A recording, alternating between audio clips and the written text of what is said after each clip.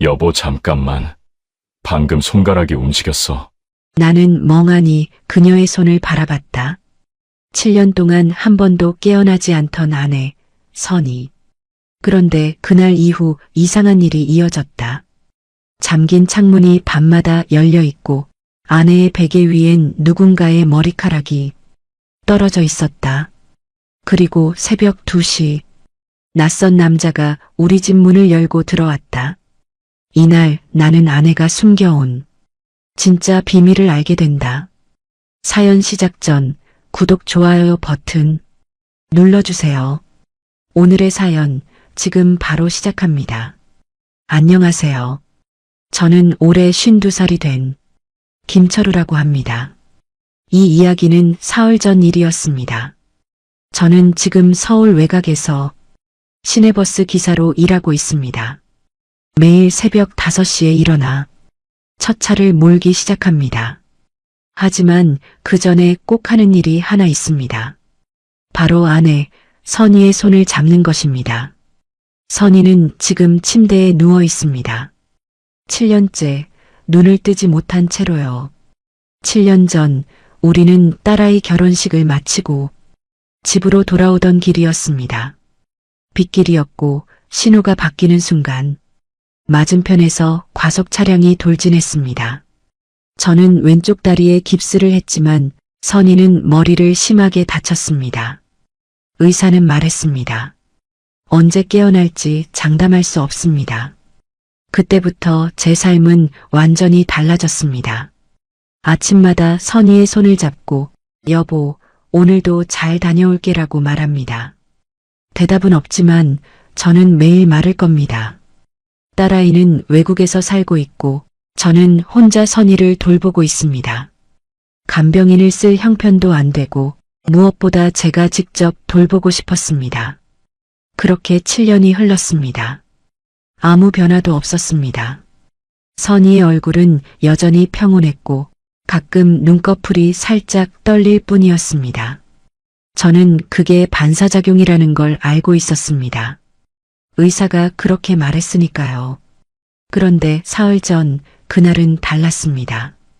평소처럼 아침에 선희의 손을 잡았는데 이상하게 손끝이 따뜻했습니다. 오늘은 좀 따뜻한데? 저는 혼잣말을 했습니다. 그리고 그 순간 선희의 검지손가락이 아주 미세하게 움직였습니다. 여보, 지금 방금 움직인 거 맞지? 저는 황급히 손을 다시 잡았습니다. 하지만 그 후로는 아무 반응이 없었습니다. 착각이었을까요? 아니면 정말 선희가 깨어나려는 걸까요? 저는 그날 하루 종일 멍한 상태로 버스를 몰았습니다. 퇴근 후 집에 돌아와 선희 곁에 앉았습니다. 여보, 오늘 내 손 잡아준 거 맞지? 제발 한 번만 더 해줘. 하지만 선희는 여전히 조용했습니다. 그날 밤 저는 침대 옆 의자에 앉아 선희의 손을 계속 잡고 있었습니다. 잠이 들지 않았습니다. 뭔가 달라지는 것 같은 느낌이 들었지만 동시에 두렵기도 했습니다. 만약 착각이라면? 만약 희망을 품었다가 다시 실망하게 된다면? 저는 눈을 감고 깊게 숨을 쉬었습니다. 그리고 그때 창문 쪽에서 이상한 소리가 들렸습니다. 삐걱. 분명 잠가뒀던 창문이었는데 살짝 열려 있었습니다. 저는 벌떡 일어나 창문을 확인했습니다. 바람 때문일까요? 아니면 누가 열고 간 걸까요? 창문 밑에는 작은 손수건이 떨어져 있었습니다. 흰색면 손수건에 연꽃 문양이 수놓아져 있었습니다. 이게 뭐지? 저는 손수건을 집어들었습니다. 선희가 쓰던 것도 아니고 제가 본 적도 없는 물건이었습니다. 그리고 그 순간 침대에서 아주 작은 신음소리가 들렸습니다. 선희였습니다. 7년 만에 처음 듣는 목소리였습니다. 저는 손수건을 바닥에 떨어뜨리고 선희에게 달려갔습니다. 여보, 지금 소리 낸 거 맞지? 여보, 나야. 철우야. 하지만 선희는 다시 조용해졌습니다. 눈을 뜨지도 않았고 손도 움직이지 않았습니다. 저는 그날 밤 잠을 한숨도 자지 못했습니다. 손수건을 계속 들여다보며 생각했습니다. 이게 대체 어디서 온 걸까? 그리고 왜 하필 오늘 선희가 소리를 낸 걸까?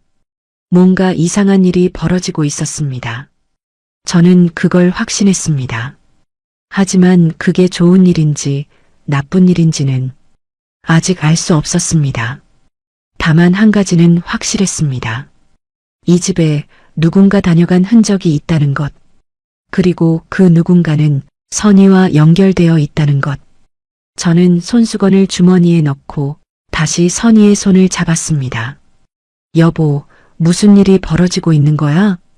나한테 말해줘. 하지만 대답은 없었습니다. 다만 새벽 공기 속에서 희미하게 누군가의 발소리가 복도를 지나가는 것 같았습니다. 다음 날 아침 저는 평소보다 일찍 일어났습니다. 어젯밤 일이 자꾸 머릿속을 맴돌았습니다. 선희의 신음소리, 열린 창문, 그리고 연꽃 문양이 수놓인 손수건. 저는 손수건을 다시 꺼내 살펴봤습니다. 수놓은 솜씨가 매우 정교했습니다. 연꽃 인맥 하나하나까지 섬세하게 표현되어 있었습니다. 이런 걸 누가 만들었을까? 저는 혼잣말을 하며 손수건을 접었습니다. 선희는 자수를 할 줄 몰랐습니다. 평생 바느질보다는 요리를 더 좋아했으니까요. 그렇다면 이건 누가 만든 걸까요? 그리고 왜 우리 집에 있는 걸까요? 저는 일을 나가기 전 집안을 천천히 둘러봤습니다. 거실, 주방, 침실, 화장실. 뭔가 이상한 점은 없는지 확인했습니다. 그런데 화장실 세면대 위에 낯선 물건이 하나 놓여 있었습니다. 작은 유리병이었습니다. 안에는 투명한 액체가 담겨 있었고 라벨에는 한자로 무언가 적혀 있었습니다. 저는 한자를 잘 모르지만 이라는 글자만큼은 알아볼 수 있었습니다. 혈액순환을 돕는 약초 같았습니다. 이것도 내가 산 게 아닌데. 저는 병을 들고 선희가 누운 침실로 갔습니다. 여보, 이거 혹시 내가 쓰던 거야? 당연히 대답은 없었습니다. 하지만 이상하게도 선희의 얼굴이 어제보다 조금 더 생기 있어 보였습니다. 피부색도 좀 더 환해진 것 같았습니다. 저는 선희의 손등을 만져봤습니다. 확실히 어제보다 따뜻했습니다. 맥박도 조금 더 뚜렷하게 느껴졌습니다. 도대체 무슨 일이 벌어지고 있는 거야? 저는 불안했지만 동시에 희망도 생겼습니다. 혹시 선희가 정말 깨어나려는 걸까요? 그날 하루 종일 버스를 몰면서도 저는 집 생각만 했습니다. 퇴근 후 집에 돌아오자마자 선희에게 달려갔습니다. 여보, 나왔어. 평소처럼 손을 잡으려는 순간 침대 옆 바닥에 또 다른 물건이 떨어져 있었습니다. 이번에는 작은 메모지였습니다. 오후 2시 왼쪽 팔 마사지. 오후 5시 오른쪽 다리 스트레칭. 누군가의 필체로 적혀 있었습니다. 남자 글씨 같았습니다. 단정하고 고든 필체였습니다. 저는 그 메모지를 보며 온몸에 소름이 돋았습니다. 누군가 제가 없는 동안 이 집에 들어와서 선희를 돌보고 있다는 뜻이었습니다. 누가 감히. 저는 분노가 치밀어 올랐습니다. 하지만 동시에 혼란스러웠습니다. 만약 나쁜 의도였다면 왜 선희를 돌보는 걸까요? 왜 마사지를 하고 약을 놓고 가는 걸까요? 저는 그날 밤 잠을 자지 않기로 했습니다. 거실 소파에 누워 누가 오는지 직접 확인하기로 마음먹었습니다. 불을 모두 끄고 이불을 뒤집어 쓴 채 귀를 쫑긋 세웠습니다. 시간이 천천히 흘렀습니다. 11시, 12시, 새벽 1시. 아무 소리도 들리지 않았습니다. 저는 졸음이 쏟아졌지만 꾹 참았습니다. 그리고 새벽 2시가 되었을 때 현관문 쪽에서 아주 작은 소리가 들렸습니다. 찰칵 문이 열리는 소리였습니다. 저는 숨을 죽이고 이불 틈 사이로 봤습니다. 어둠 속에서 누군가의 실루엣이 보였습니다. 키가 큰 남자였습니다. 조심스럽게 신발을 벗고 침실 쪽으로 걸어갔습니다. 저는 심장이 터질 것 같았습니다. 손에 땀이 흥건히 났습니다. 지금 뛰쳐나가야 하나? 아니면 좀 더 지켜봐야 하나? 남자는 침실 문을 열고 들어갔습니다. 불빛이 새어나왔습니다. 아주 작은 손전등 불빛이었습니다. 저는 천천히 일어나 침실 쪽으로 다가갔습니다. 문틈 사이로 안을 들여다봤습니다. 남자는 선희의 손을 잡고 조심스럽게 마사지를 하고 있었습니다. 손목, 손가락, 팔꿈치 순서로 천천히 부드럽게 움직였습니다. 마치 수십 번 해온 것처럼 익숙했습니다. 그리고 중얼거렸습니다. 선희 씨, 오늘도 잘 견뎌주셨네요. 조금만 더 힘내세요. 저는 그 순간 더 이상 참을 수 없었습니다. 문을 확 열고 소리쳤습니다. 거기 누구야? 당장 손 떼. 남자는 깜짝 놀라 뒤를 돌아봤습니다. 손전등 불빛이 제 얼굴을 비쳤습니다. 남자의 얼굴도 선명하게 보였습니다. 30 중반쯤 되어 보이는 남자였습니다. 안경을 쓰고 있었고 흰색 셔츠에 검은색 바지를 입고 있었습니다. 차분하면서도 지적인 인상이었습니다. 남자는 당황한 기색이었지만 곧 침착하게 말했습니다. 죄송합니다. 놀라셨죠? 저는 윤지환이라고 합니다. 정형외과 의사입니다. 의사? 의사가 왜 남의 집에 몰래 들어와? 저는 주먹을 불끈 쥐었습니다. 윤지환은 천천히 손을 들어 올리며 말했습니다. 설명할게요. 오해하지 마세요. 저는 선희 씨 오빠의 부탁을 받고 이 일을 하고 있습니다. 오빠? 선희 오빠는 3년 전에 돌아가셨어. 그래서 더 이 약속을 지키고 있습니다. 마지막 부탁이었거든요. 윤지환의 목소리는 떨리지 않았습니다. 진심이 담겨 있는 것처럼 들렸습니다. 저는 혼란스러웠습니다. 화를 내야 할지 아니면 이야기를 들어야 할지. 그리고 그 순간 침대 위에서 선희의 손가락이 또다시 움직였습니다. 이번에는 확실했습니다. 그날 밤 저는 윤지환과 마주 앉았습니다. 거실 탁자를 사이에 두고 서로를 경계하듯 바라봤습니다. 설명해 보세요. 처음부터 끝까지. 저는 팔짱을 끼고 말했습니다. 윤지환은 천천히 고개를 끄덕였습니다. 3년 전 선희 씨 오빠분께서 돌아가시기 직전에 저를 찾아오셨습니다. 당시 저는 재활의학 전문의로 대학병원에서 일하고 있었습니다. 그래서요? 오빠분은 제게 부탁하셨습니다. 선희 씨가 깨어날 가능성이 있다면 꾸준히 재활 마사지를 해달라고요. 혼자서라도 계속 해달라고요. 윤지환은 주머니에서 낡은 사진 한 장을 꺼냈습니다. 선희 오빠와 윤지환이 함께 찍은 사진이었습니다. 뒷면에는 이렇게 적혀 있었습니다. 지환에게 부탁한다. 내 동생 부탁해. 저는 사진을 보며 말문이 막혔습니다. 선희 오빠는 생전에 동생을 무척 아꼈습니다. 선희가 다쳤을 때 가장 가슴 아파했던 사람도 바로 그 오빠였습니다. 그렇다고 해도 왜 몰래 온 겁니까? 왜 나한테 말을 안 한 거죠? 처음에는 말씀드리려고 했습니다. 하지만 선희 씨 오빠께서 당부하셨습니다. 철우 씨한테는 비밀로 해달라고요. 왜요? 왜 나만 모르게 한 겁니까? 윤지환은 잠시 망설이다가 말했습니다. 오빠분 말씀이 철우 씨가 너무 힘들어 하시니까 더 이상 희망을 주면 안 된다고 하셨습니다. 만약 재활이 실패하면 그 실망이 더 클 거라고 하셨어요. 저는 주먹을 쥐었다 폈습니다. 화가 났지만 동시에 이해도 됐습니다. 선희 오빠는 저를 배려한 것이었습니다. 하지만 그 배려가 지금은 오히려 불안과 혼란을 가져왔습니다. 그럼 지금까지 계속 오신 겁니까? 네. 3년 동안 일주일에 3번씩이요. 새벽에만 왔습니다. 낮에는 병원 일이 있어서요. 그래서 선희가 조금씩 좋아지고 있는 건가요? 윤지화는 조심스럽게 고개를 끄덕였습니다.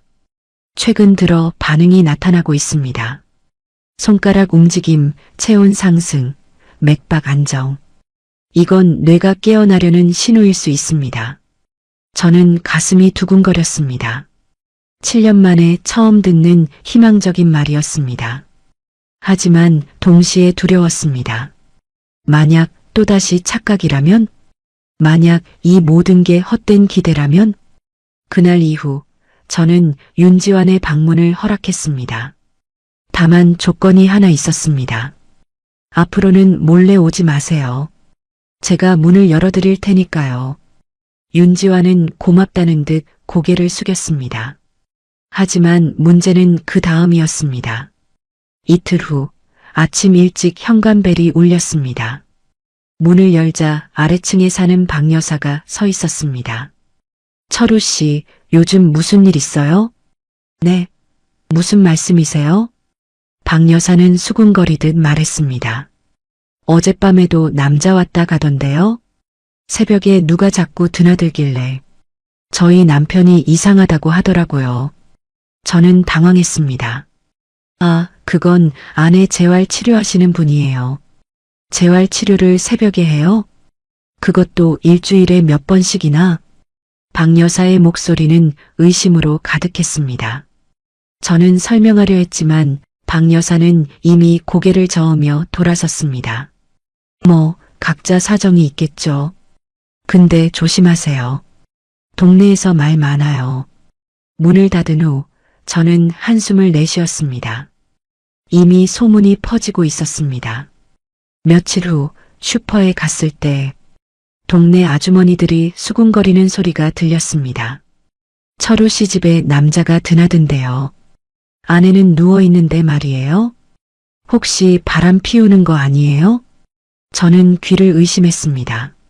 소문이 완전히 왜곡되어 있었습니다. 제가 바람을 피운다는 식으로 퍼진 것입니다. 저는 화가 났지만 해명할 방법이 없었습니다. 윤지환이 오는 이유를 설명하자니 선희의 상태를 온 동네에 알려야 했고 그건 제가 원하는 일이 아니었습니다.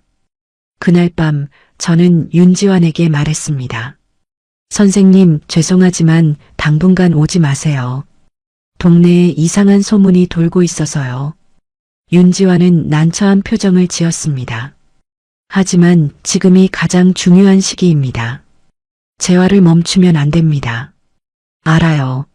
하지만 이러다간 제 명예가... 그때 침실에서 소리가 들렸습니다. 끙. 선희의 신음소리였습니다. 저희 둘은 동시에 침실로 뛰어갔습니다. 선희의 눈꺼풀이 떨리고 있었습니다. 입술도 미세하게 움직이고 있었습니다. 마치 무언가 말하려는 것 같았습니다.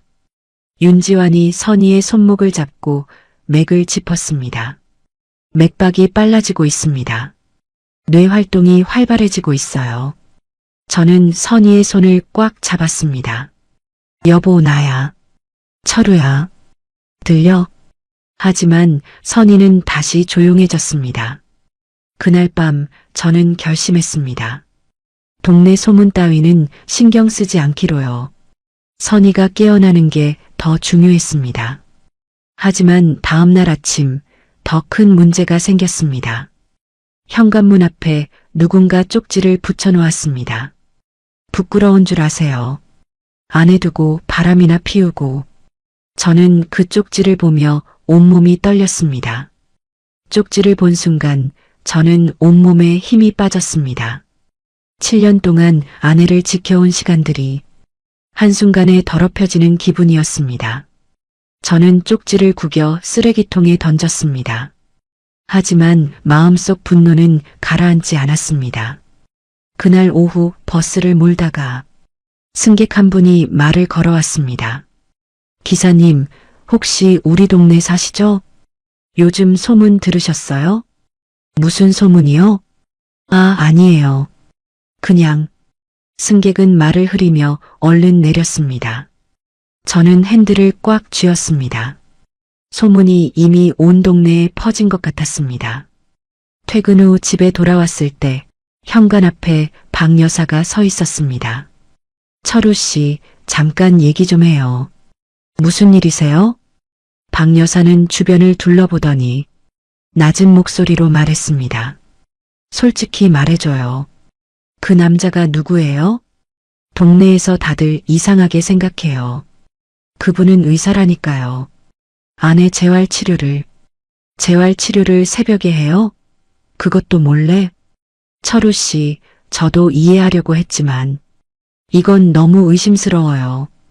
박 여사의 눈빛은 진심으로 걱정하는 것 같았습니다. 하지만 동시에 의심도 가득했습니다. 박 여사님, 제 말 믿어주세요. 전 정말 아무것도 안 했어요. 그럼 당당하게 밝히면 되잖아요. 왜 숨기려고만 해요?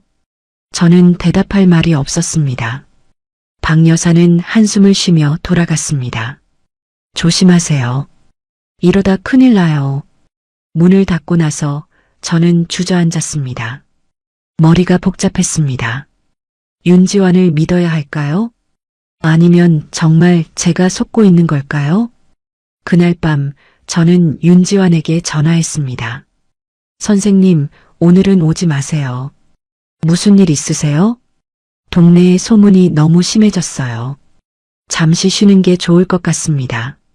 전화기 너머로 윤지환의 한숨이 들렸습니다. 알겠습니다. 하지만 선희 씨 상태가... 알아요. 근데 지금은 제가 너무 힘듭니다. 저는 전화를 끊었습니다. 그리고 선희가 누운 침실로 갔습니다. 여보, 나 뭘 어떻게 해야 할까? 선희는 여전히 조용했습니다. 눈을 감은 채 평온한 얼굴이었습니다. 저는 선희의 손을 잡고 한참을 앉아 있었습니다. 그때 갑자기 선희의 손가락이 움직였습니다. 이번에는 확실했습니다. 검지손가락이 제 손바닥을 톡톡 두드렸습니다. 여보, 지금 손가락 움직인 거 맞지? 저는 흥분해서 소리쳤습니다. 선희의 눈꺼풀도 살짝 떨렸습니다. 마치 눈을 뜨려고 애쓰는 것 같았습니다. 여보, 깨어나는 거야? 제발 눈 떠봐. 하지만 선희는 다시 조용해졌습니다. 저는 실망했지만 동시에 확신했습니다. 선희가 정말 깨어나려고 하고 있구나. 윤지환 선생님이 한 일이 효과가 있었구나. 그 순간 저는 결심했습니다. 동네 소문 따위는 이제 신경 쓰지 않기로요. 선희를 살리는 게 먼저였습니다. 다음 날 저는 윤지환에게 다시 전화했습니다. 선생님, 다시 와주세요. 제가 잘못 생각했습니다. 정말 괜찮으세요? 네. 선희가 어제 손가락을 움직였어요. 선생님 덕분입니다. 윤지환의 목소리가 밝아졌습니다. 그렇다면 더 열심히 해야 합니다. 지금이 가장 중요한 시기예요. 그날 밤부터 윤지환은 다시 집에 왔습니다. 하지만 이번에는 제가 문을 열어줬습니다. 당당하게, 떳떳하게요. 며칠 후 슈퍼에서 박 여사를 다시 만났습니다. 철우 씨, 그 남자 또 왔다 갔더라고요. 네, 아내 재활 치료받고 있습니다. 정말 의사 맞아요? 네, 정형외과 전문이십니다. 의심되시면 병원에 전화해 보셔도 됩니다. 박 여사는 어색하게 웃었습니다. 아니에요. 그냥 조심하라는 말이었어요. 저는 더 이상 변명하지 않았습니다. 믿고 싶은 사람만 믿으면 됐습니다. 그날 밤 윤지환이 왔을 때 저는 그에게 물었습니다. 선생님, 솔직히 물어볼게요. 선희가 정말 깨어날 수 있나요? 윤지환은 잠시 망설이다가 대답했습니다. 의학적으로 보장할 수는 없습니다. 하지만 최근 반응들을 보면 가능성은 충분히 있습니다. 얼마나 걸릴까요? 빠르면 몇 주, 늦으면 몇 달, 혹은 더 오래 걸릴 수도 있습니다. 저는 고개를 끄덕였습니다. 알겠습니다. 기다리겠습니다. 7년을 기다렸는데 몇 달쯤이야. 윤지화는 미소를 지었습니다. 철우 씨, 선희 씨는 정말 좋은 분과 결혼하신 것 같습니다. 저는 쑥스러워 고개를 돌렸습니다. 그날 밤 윤지환이 재활 치료를 마치고 돌아간 후였습니다. 저는 선희 곁에 앉아 그녀의 손을 잡고 있었습니다. 여보, 사람들이 뭐라고 하든 나는 신경 안 쓸 거야. 너만 깨어나면 돼. 그때 선희의 입술이 미세하게 움직였습니다. 마치 미소 짓는 것처럼 보였습니다. 저는 가슴이 뭉클해졌습니다. 여보, 들리는 거지? 내 말 다 들리는 거지? 하지만 대답은 없었습니다. 다만 선희의 손이 제 손을 살짝 쥐었습니다. 아주 약하게 하지만 분명하게요. 저는 그날 밤 처음으로 편안하게 잠들었습니다. 7년 만에 처음으로 희망을 품고요. 그런데 다음날 아침 정말 예상치 못한 일이 벌어졌습니다. 아침 일찍 현관벨이 울렸습니다. 문을 열자 낯선 여자가 서 있었습니다. 30 초반쯤 되어 보이는 젊은 여성이었습니다. 안녕하세요. 혹시 윤지환 선생님, 여기 계신가요? 지환 선생님요? 지금 안 계신데요. 여자는 당황한 표정을 지었습니다. 그럼 여기가 선희 씨 댁 맞나요? 네, 맞는데요. 누구세요?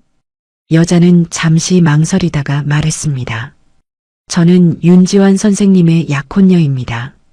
저는 깜짝 놀랐습니다. 약혼녀요? 네.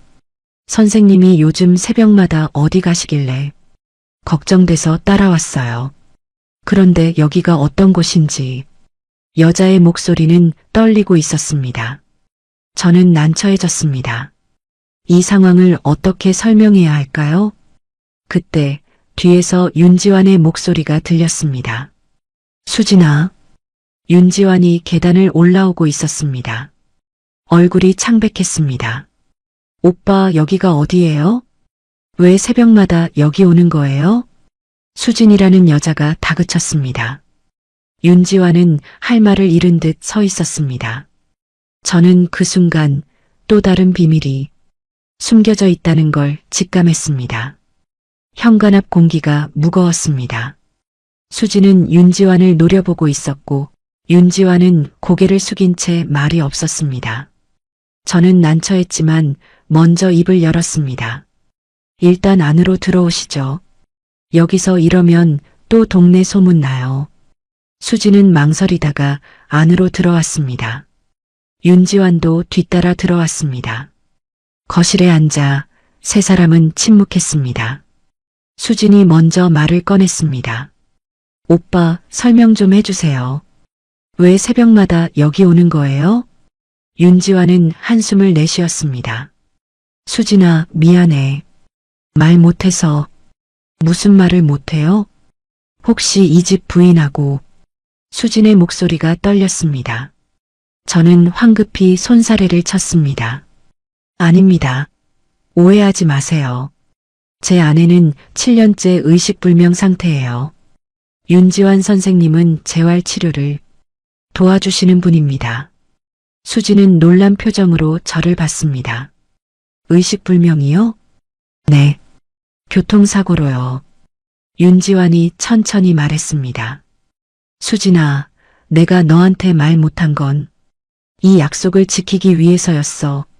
선희 씨 오빠분이 돌아가시기 전에 마지막으로 부탁하신 일이었거든. 수진은 혼란스러운 표정을 지었습니다. 그럼 3년 동안 새벽마다 여기 온 거예요? 응. 일주일에 3번씩? 왜 나한테 말 안 했어요? 윤지환은 수진의 손을 잡았습니다. 미안해. 내가 걱정할까봐. 수진은 눈물을 글썽이며 말했습니다. 저는 오빠가 다른 여자 만나는 줄 알았어요. 얼마나 힘들었는지 알아요? 저는 그 모습을 보며 미안했습니다. 윤지환의 선한 의도가 오히려 사랑하는 사람을 아프게 했습니다. 저도 마찬가지였습니다. 동네 사람들의 오해, 박 여사의 의심, 모두 이 비밀 때문이었습니다. 수지는 눈물을 닦으며 말했습니다. 그럼 앞으로는 저도 도와줄게요. 혼자 하기 힘들었죠? 윤지환은 고개를 저었습니다. 수진아, 너는 간호사 일도 바쁘잖아. 상관없어요. 제가 도울 수 있는 일이면 뭐든 할게요. 저는 그 말을 듣고 고마웠습니다. 정말 감사합니다. 하지만 부담 가지실 필요는. 수지는 고개를 저었습니다. 아니에요. 오빠가 3년 동안 지킨 약속이라면 저도 함께 지키고 싶어요. 그날 이후 수진도 함께 집에 오기 시작했습니다. 윤지환이 재활 마사지를 할 때 수진은 선희의 피부를 관리하고 침구를 갈아주었습니다. 두 사람은 정말 헌신적이었습니다. 며칠 후 저는 윤지환에게 물었습니다. 선생님, 선희 오빠하고는 어떤 사이였어요? 윤지환은 잠시 망설이다가 말했습니다. 사실 선희 씨 오빠분은 제 생명의 은인입니다.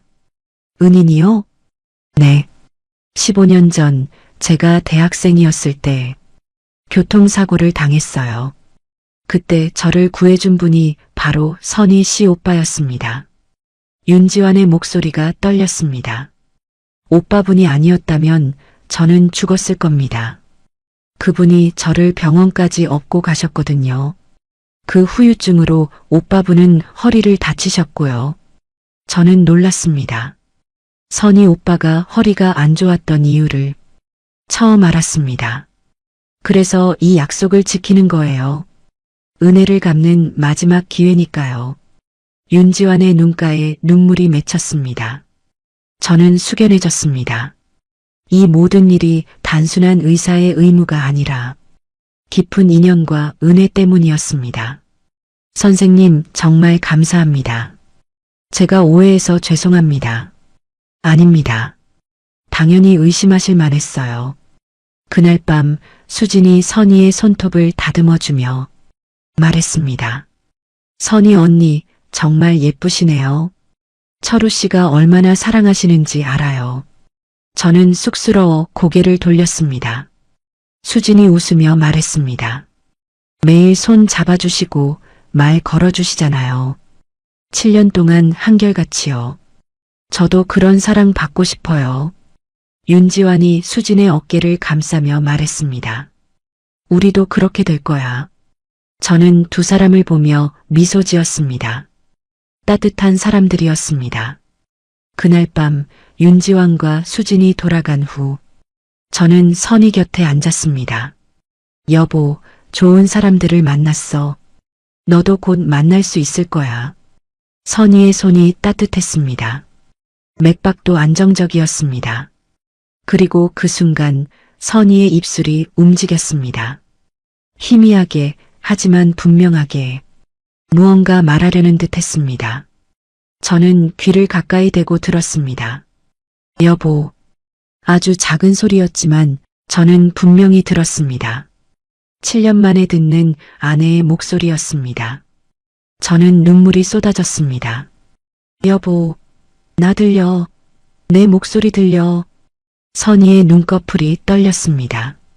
천천히, 아주 천천히 눈이 떠지기 시작했습니다. 저는 숨이 멎는 줄 알았습니다. 7년 동안 기다렸던 순간이었습니다. 하지만 선희의 눈은 완전히 떠지지 않았습니다. 다시 감겼습니다. 저는 실망했지만 동시에 희망을 품었습니다. 거의 다 왔어. 조금만 더 기다리면 돼. 다음 날 아침 저는 윤지환에게 전화했습니다. 선생님, 어젯밤에 선희가 말했어요. 여보라고 했어요. 윤지환의 목소리가 흥분했습니다. 정말요? 그럼 이제 정말 깨어나는 겁니다. 얼마나 더 걸릴까요? 빠르면 며칠 안에요. 더 집중적으로 재활을 해야 합니다. 그날부터 윤지환과 수지는 매일 밤 집에 왔습니다. 더욱 정성스럽게 선희를 돌봤습니다. 그리고 일주일 후 정말 기적 같은 일이 벌어졌습니다. 일주일 후 그날은 비가 내리는 날이었습니다. 저는 평소보다 일찍 퇴근했습니다. 집에 도착하자 윤지환과 수진이 이미 와 있었습니다. 선생님, 오늘은 일찍 오셨네요. 네, 오늘 특별히 새로운 치료를 해볼까 합니다. 윤지환은 가방에서 작은 기계를 꺼냈습니다. 이건 전기 자극 치료기예요. 근육에 미세한 전기 자극을 주면 뇌가 반응하는 속도가 빨라집니다. 저는 조심스럽게 물었습니다. 아프진 않나요? 아니요. 오히려 시원한 느낌이 들 거예요.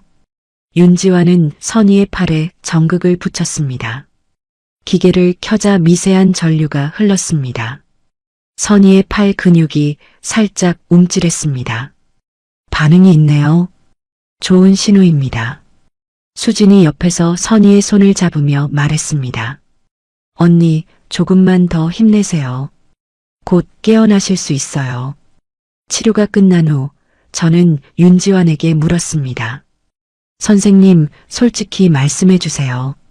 선희가 깨어나면 정상적으로 생활할 수 있을까요?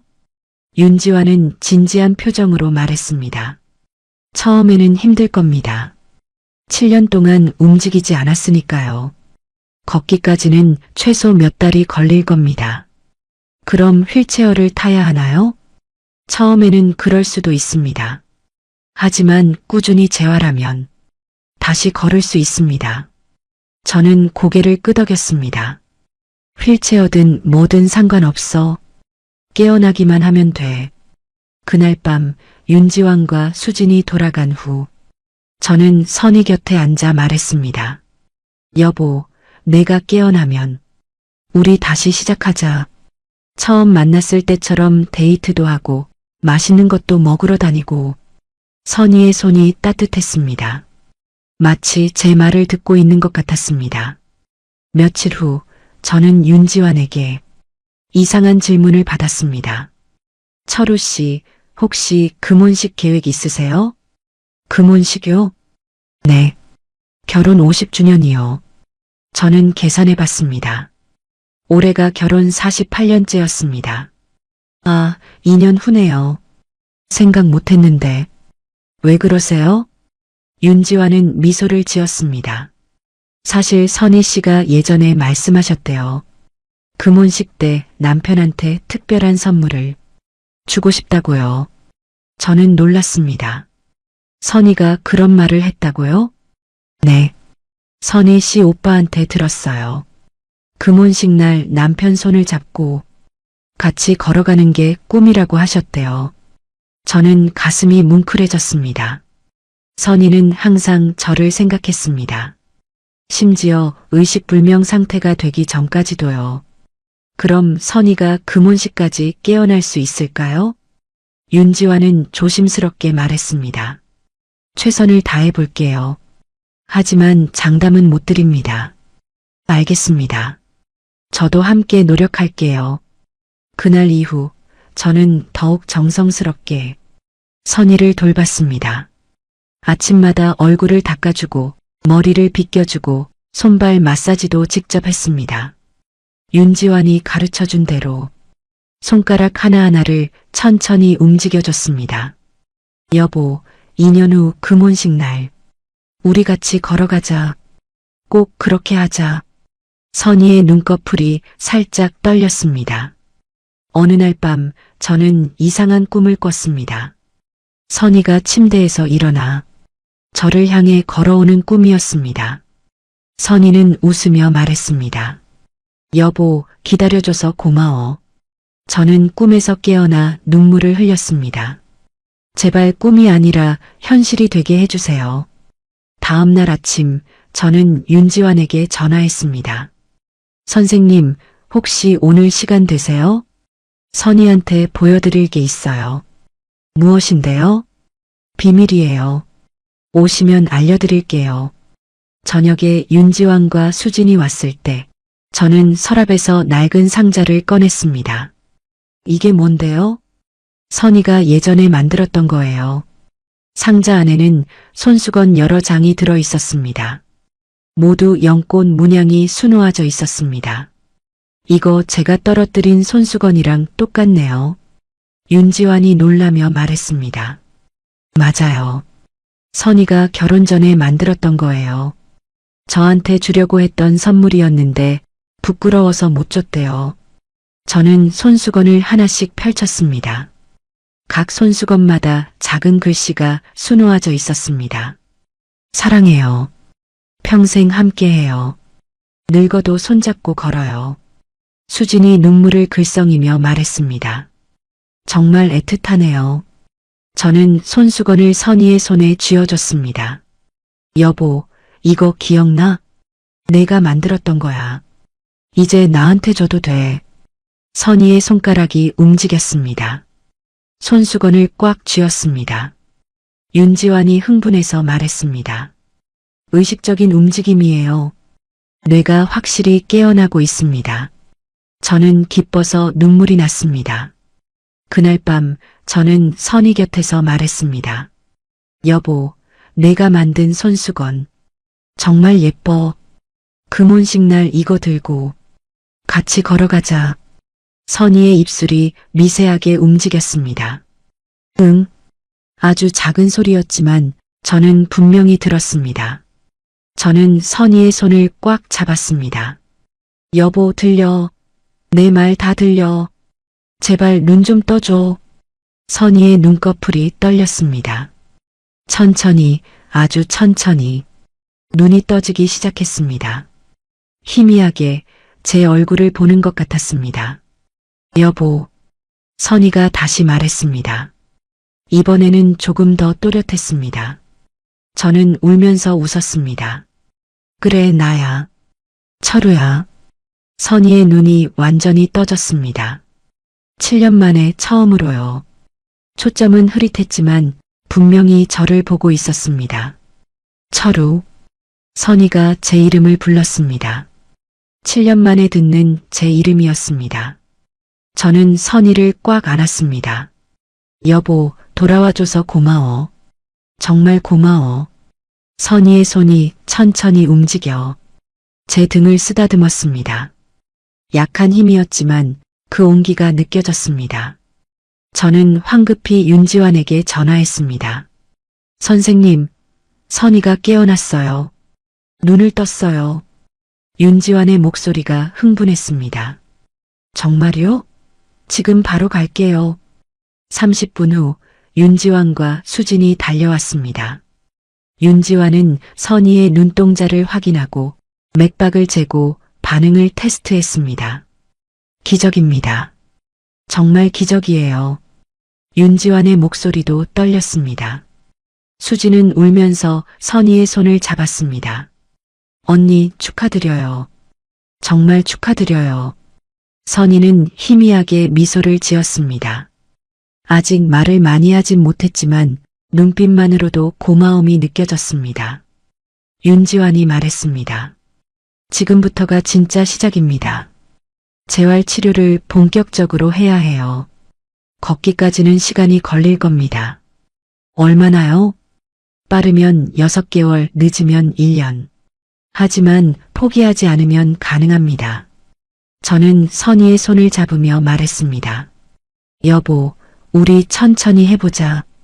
금혼식까지 2년 남았잖아. 충분한 시간이야.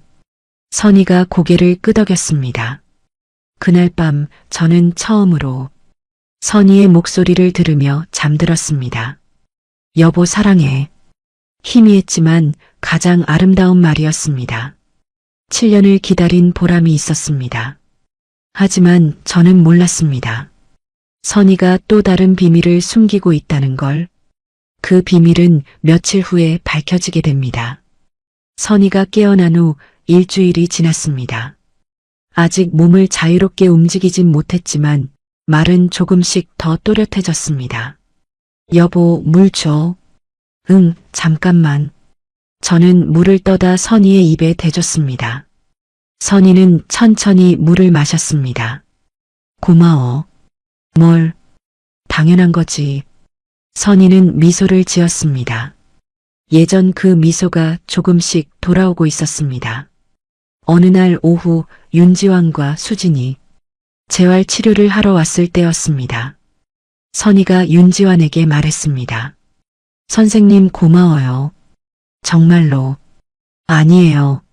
제가 해야 할 일이었어요. 오빠 부탁 지켜줘서 고마워요. 선희의 눈에 눈물이 고였습니다. 윤지환도 눈시울이 붉어졌습니다. 선희 씨, 이제 걷는 연습을 해야 해요. 힘들겠지만 할 수 있죠?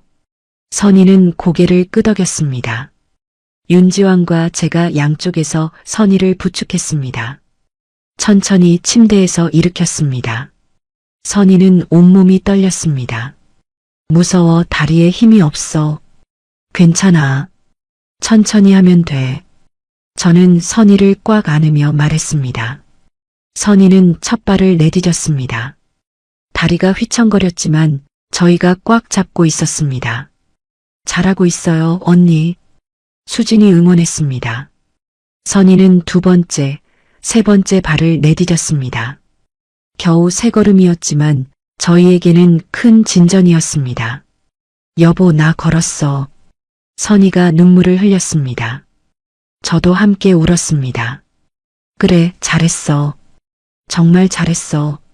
그날 밤 선희가 잠든 후 저는 조용히 거실로 나왔습니다. 윤지환과 수진이 차를 마시고 있었습니다. 선생님, 정말 감사합니다. 선생님 아니었으면 이런 날이 올 수 있었을까요? 윤지환은 고개를 저었습니다. 아닙니다. 철우 씨가 7년 동안 포기하지 않으셨잖아요. 그게 가장 큰 이유예요. 저는 쑥스러워 고개를 숙였습니다. 다음 날 아침 이상한 일이 벌어졌습니다. 선희가 제게 부탁을 했습니다. 여보, 침대 밑 서랍 좀 열어줘. 침대 밑 서랍? 저는 처음 듣는 말이었습니다. 침대 밑에 서랍이 있는 줄도 몰랐습니다. 침대를 살펴보니 정말 작은 서랍이 있었습니다. 서랍을 열자 안에 작은 상자가 들어 있었습니다. 이게 뭐야? 열어봐. 저는 상자를 열었습니다. 안에는 손수건이 가득 들어 있었습니다. 모두 연꽃 문양이 수놓아져 있었습니다. 이게 언제 만든 거야? 선희가 천천히 말했습니다. 7년 동안 조금씩 만들었어. 저는 깜짝 놀랐습니다. 뭐라고? 7년 동안? 음밤마다 손가락 조금씩 움직였어. 처음엔 바늘도 못 잡았어. 근데 연습하니까 조금씩 됐어. 저는 손수건을 하나씩 꺼냈습니다. 20장이 넘었습니다. 각 손수건마다 다른 문구가 수놓아져 있었습니다. 여보에게 늘 사랑해. 미안해. 고마워. 평생 함께. 저는 눈물이 쏟아졌습니다. 여보, 이걸 언제 다 만든 거야? 지환 선생님이 재활 도와줄 때 조금씩 손가락 움직일 수 있었어. 그래서 너한테 줄 선물 만들고 싶었어. 저는 선희를 꽉 안았습니다. 미안해, 여보. 내가 몰라서 미안해. 선희가 제 등을 쓰다듬었습니다. 괜찮아. 내가 행복해 보여서 난 행복했어. 저는 한참을 울었습니다. 7년 동안 선희는 혼자 싸우고 있었습니다. 깨어나기 위해, 저를 위해 온 힘을 다하고 있었습니다. 그날 저녁 윤지환에게 손수건을 보여줬습니다. 이게 선희 씨가 만든 거예요? 네. 7년 동안 조금씩 만들었대요. 윤지환은 놀라서 말을 잇지 못했습니다. 대단하십니다. 정말 대단해요. 의식이 희미한 상태에서 이런 섬세한 작업을 하다니. 수진도 감탄하며 말했습니다. 언니, 정말 대단하세요. 사랑의 힘이네요. 선희는 수줍게 웃었습니다. 아니야, 그냥 여보 생각하면 힘이 났어. 저는 선희의 손을 잡았습니다. 여보, 금혼식 날 이 손수건 들고 같이 걸어가자. 꼭 그렇게 하자.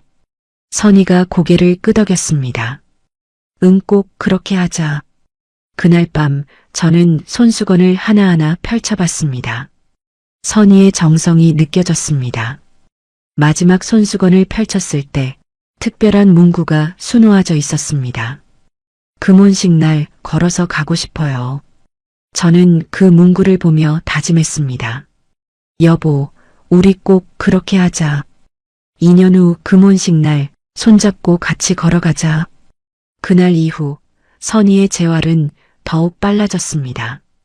매일 아침 윤지환이 오면 선희는 열심히 걷기 연습을 했습니다. 처음에는 3걸음도 힘들었지만 일주일 후에는 10걸음을 걸었습니다. 한 달 후에는 방 안을 한 바퀴 돌 수 있었습니다. 여보 봐.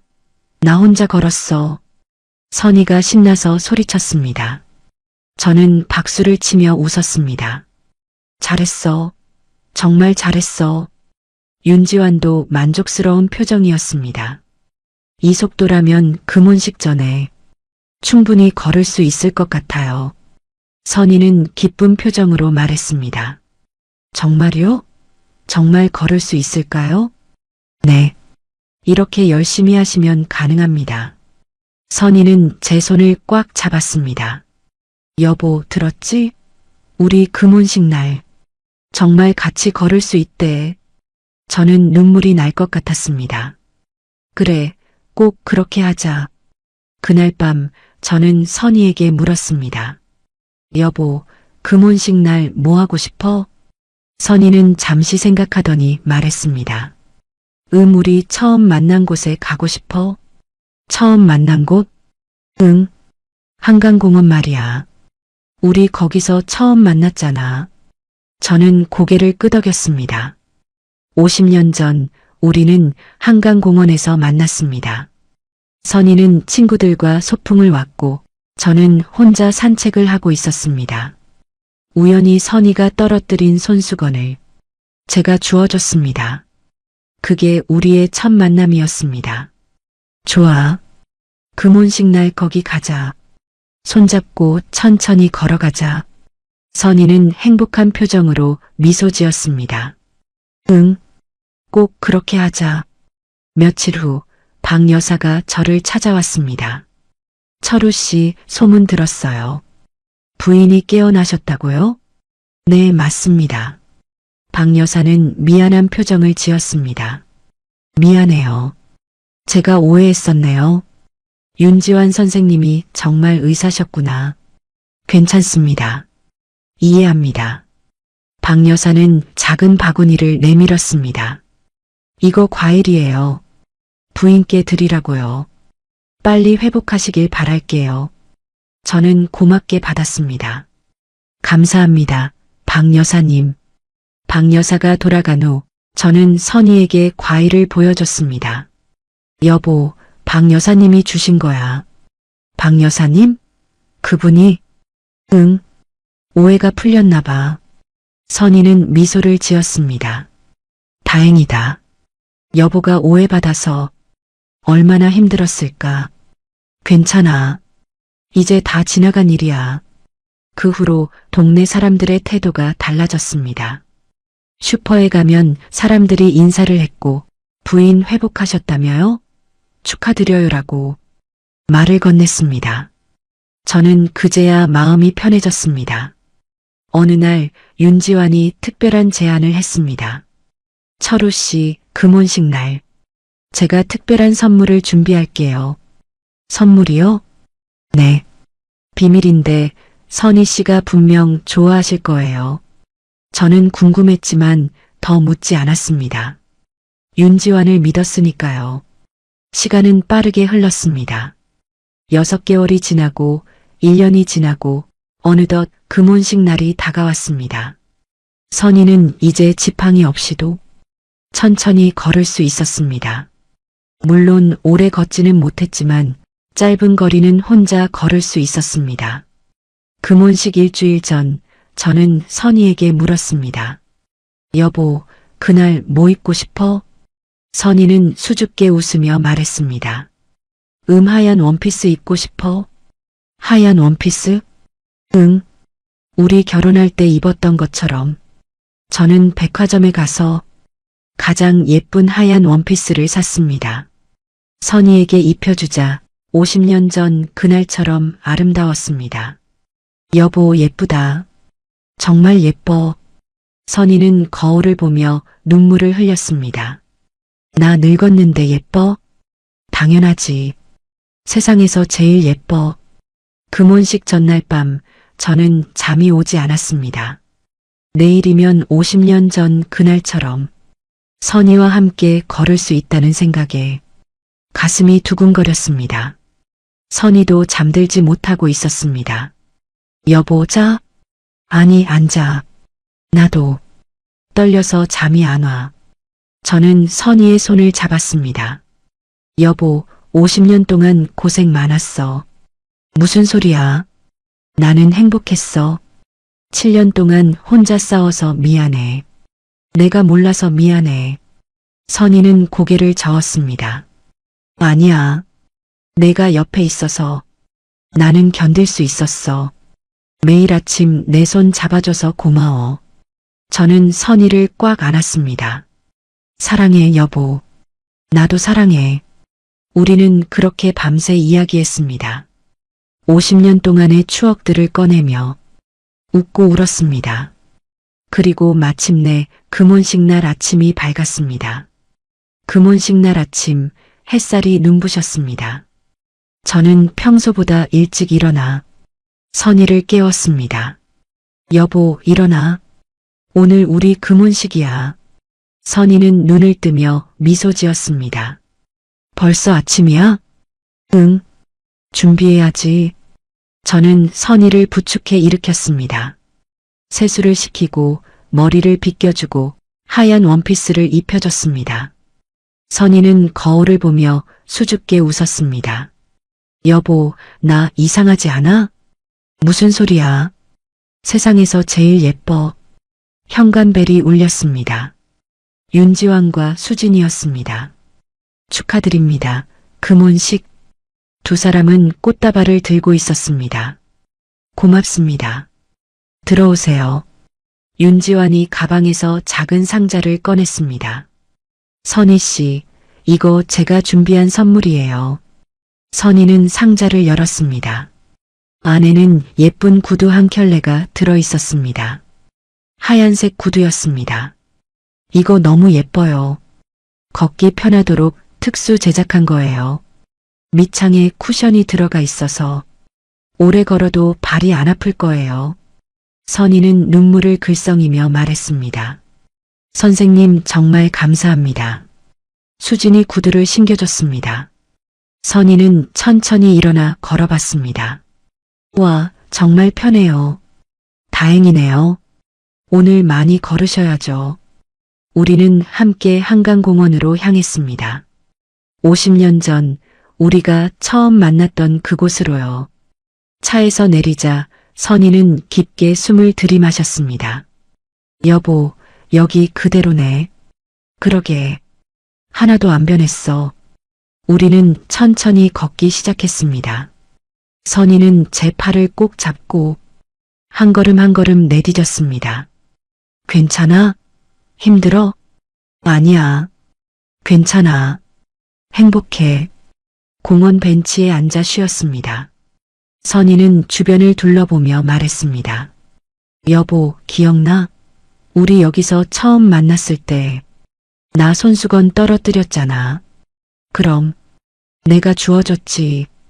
그때 내가 웃으며 건네주던 모습 아직도 생생해.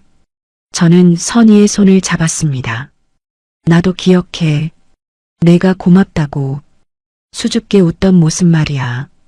선희는 웃으며 말했습니다. 그때 나 너무 부끄러웠어. 처음 보는 남자한테 말 거는 거. 나도 떨렸어. 심장이 터질 것 같았어. 우리는 그렇게 추억을 나눴습니다. 그때 윤지환이 말했습니다. 선희 씨, 철우 씨, 잠깐 저쪽으로 가보실래요? 어디요? 따라오세요. 우리는 윤지환을 따라갔습니다. 공원 한쪽에 작은 무대가 마련되어 있었습니다. 그리고 그 위에 금혼식 축하합니다라는 현수막이 걸려 있었습니다. 이게 뭐예요? 제가 준비한 깜짝 선물이에요. 무대 주변에는 사람들이 모여 있었습니다. 우리 딸 민지도 있었습니다. 엄마, 아빠, 민지가 달려와 우리를 안았습니다. 민지야, 언제 왔어? 어제 도착했어요. 윤지환 선생님이 연락 주셔서 몰래 왔어요. 저는 윤지환을 보며 고개를 숙였습니다. 선생님, 정말 감사합니다. 아니에요. 이 정도는 해야죠. 무대 위로 안내되었습니다. 사람들이 박수를 쳤습니다. 박 여사도 있었고, 동네 사람들도 있었고, 윤지환의 병원 동료들도 있었습니다. 사회자가 마이크를 잡았습니다. 오늘은 김철우, 박선희 부부의 금혼식을 축하하는 자리입니다. 50년이라는 긴 세월 동안 서로 사랑하고 지켜온 두 분께 큰 박수 부탁드립니다. 사람들이 힘차게 박수를 쳤습니다. 선희는 눈물을 흘렸습니다. 저도 눈물이 났습니다. 사회자가 계속 말했습니다. 특히 선희님은 7년간의 의식불명 상태에서 기적적으로 깨어나셨고 오늘 이 자리에 직접 걸어서 오셨습니다. 이보다 큰 기적이 어디 있겠습니까? 사람들이 다시 박수를 쳤습니다. 자, 이제 두 분이 서로에게 하고 싶은 말씀을 해주세요. 사회자가 저에게 마이크를 건넸습니다.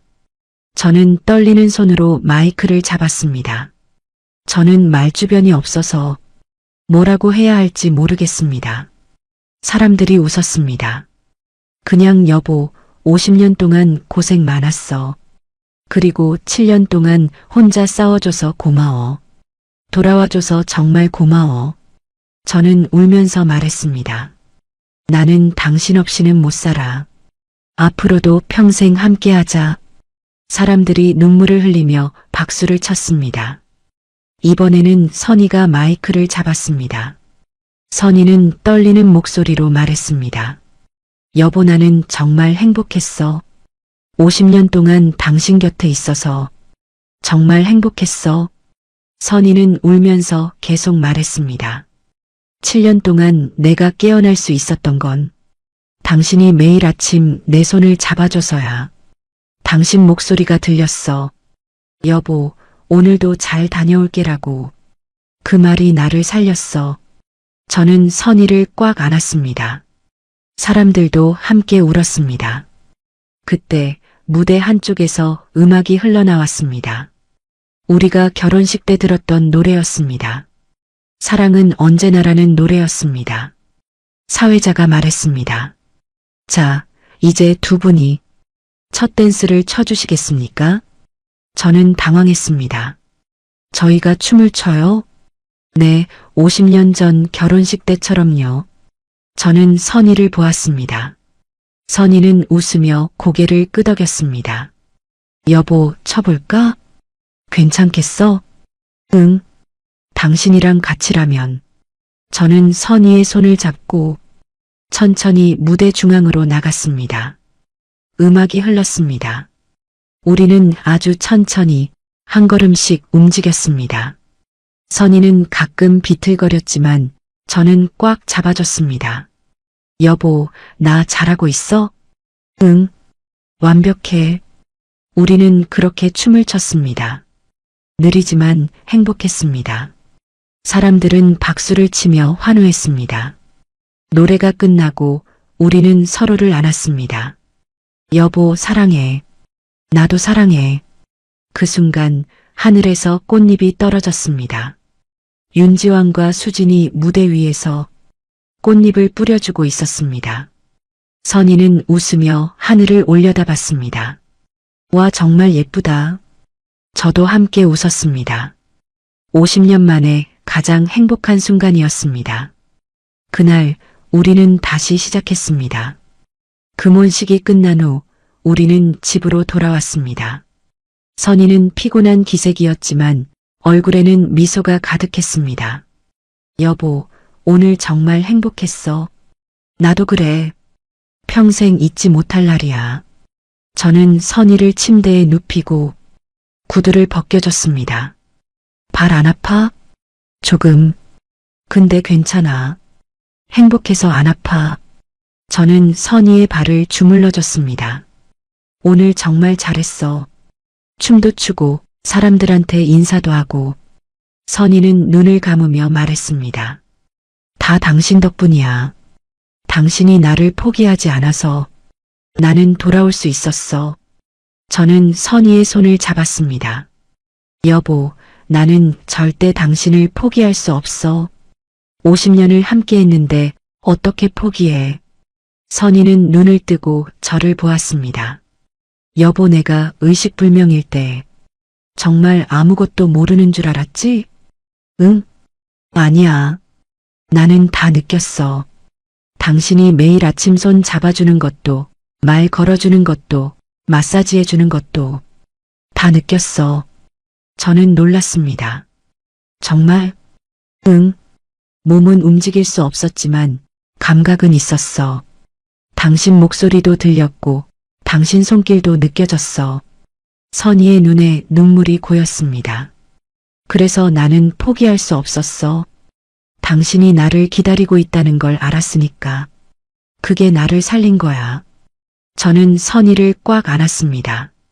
미안해, 여보. 내가 더 잘해줄걸? 아니야. 당신은 충분히 잘해줬어. 그것보다 더 잘해줄 순 없어. 우리는 그렇게 한참을 안고 있었습니다. 며칠 후 윤지왕과 수진이 마지막으로 왔습니다. 이제 더 이상 재활 치료는 필요 없을 것 같아요. 선희 씨가 혼자서도 충분히 걸으실 수 있으니까요. 저는 아쉬웠지만 고개를 끄덕였습니다. 선생님, 그동안 정말 감사했습니다. 선생님 아니었으면. 윤지환은 손사래를 쳤습니다. 아니에요. 제가 해야 할 일이었어요. 선희 씨 오빠분과의 약속이었으니까요. 선희가 윤지환의 손을 잡았습니다. 선생님 정말 고마워요. 선생님 덕분에 나는 다시 살았어요. 윤지환은 눈시울이 붉어졌습니다. 선희 씨가 포기하지 않으셨잖아요. 그게 가장 큰 이유예요. 수진이 말했습니다. 언니, 우리 자주 놀러 올게요. 이제 친구처럼 지내요. 선희는 환하게 웃었습니다. 그래요. 자주 놀러 와요. 윤지환과 수진이 떠난 후 집이 조용해졌습니다. 하지만 외롭지 않았습니다. 선희가 옆에 있었으니까요. 어느 날 저녁 선희가 말했습니다. 여보, 나 요리하고 싶어. 요리? 응. 당신 좋아하는 된장찌개 만들고 싶어. 저는 걱정됐지만 말리지 않았습니다. 좋아. 내가 도와줄게. 우리는 함께 부엌에 섰습니다. 선희는 천천히 하지만 정확하게 재료를 손질했습니다. 여보, 칼 조심해. 알아. 걱정 마. 된장찌개가 완성되었습니다. 우리는 식탁에 마주 앉았습니다. 자, 먹어봐. 저는 한 숟갈 떠서 입에 넣었습니다. 7년 만에 먹는 선희의 음식이었습니다. 맛있어, 정말 맛있어. 선희는 뿌듯한 표정으로 웃었습니다. 다행이다. 맛 안 변했지? 응. 하나도 안 변했어. 우리는 그렇게 함께 밥을 먹었습니다. 평범하지만 가장 행복한 순간이었습니다. 그날 밤 선희가 말했습니다. 여보, 나 침대 밑 서랍에 손수건 하나 더 숨겨뒀어. 또 있어? 응. 마지막 하나. 저는 서랍을 열었습니다. 안에 작은 손수건이 하나 있었습니다. 펼쳐보니 이렇게 수놓아져 있었습니다. 당신과 함께라면 나는 무엇이든 할 수 있어요. 저는 그 문구를 보며 눈물이 났습니다. 여보. 선희가 제 손을 잡았습니다. 나도 그래. 당신과 함께라면 나는 무엇이든 할 수 있어. 저는 선희를 꽉 안았습니다. 앞으로도 평생 함께하자. 죽을 때까지 함께하자. 응, 꼭 그렇게 하자. 우리는 창밖을 보았습니다. 달이 밝게 떠 있었습니다. 50년 전 그날 밤처럼요. 저는 선희의 손을 꽉 잡았습니다. 여보, 우리 참 많은 일을 겪었지? 그러게. 기쁜 일도 슬픈 일도 많았어. 근데 후회는 없어? 선희는 고개를 저었습니다. 하나도 없어. 당신과 함께였으니까. 저도 고개를 끄덕였습니다. 나도 그래. 후회 없어. 우리는 그렇게 밤하늘을 바라봤습니다. 별들이 반짝이고 있었습니다. 마치 우리를 축복하는 것처럼요. 그날 밤 저는 깨달았습니다. 사랑은 기다리는 것이 아니라 끝까지 붙잡는 것이라는 걸요. 7년 동안 선희를 놓지 않았던 것처럼 앞으로도 평생 놓지 않을 겁니다. 선희도 저를 놓지 않았으니까요. 의식불명 속에서도 저를 향해 손을 뻗었으니까요. 우리는 다시 시작했습니다. 50년 전 그날처럼 손을 잡고 함께 걸어가기로요. 비록 천천히 조금씩이지만 함께라면 어디든 갈 수 있습니다. 저는 선희의 손을 꽉 잡았습니다. 여보, 사랑해. 나도 사랑해, 여보.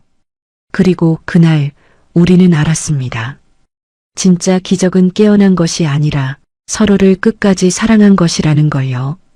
7년의 침묵을 깨고 다시 맞잡은 우리의 손. 이것이 바로 사랑의 힘이었습니다. 오늘 이야기는 여기까지입니다. 7년 동안 아내를 포기하지 않은 남편, 그리고 끝까지 돌아오기 위해 싸운 아내. 두 사람의 사랑은 기적을 만들었습니다. 여러분도 사랑하는 사람이 있다면 오늘 꼭 안아주세요. 사랑한다고 말해주세요. 그 한마디가 누군가에게는 살아갈 이유가 될 수 있으니까요. 좋아요 버튼으로 마음을 표현해주세요. 그리고 구독과 알림 설정까지 해주시면 앞으로도 더 감동적이고 재미있는 이야기로 찾아뵙겠습니다. 감사합니다.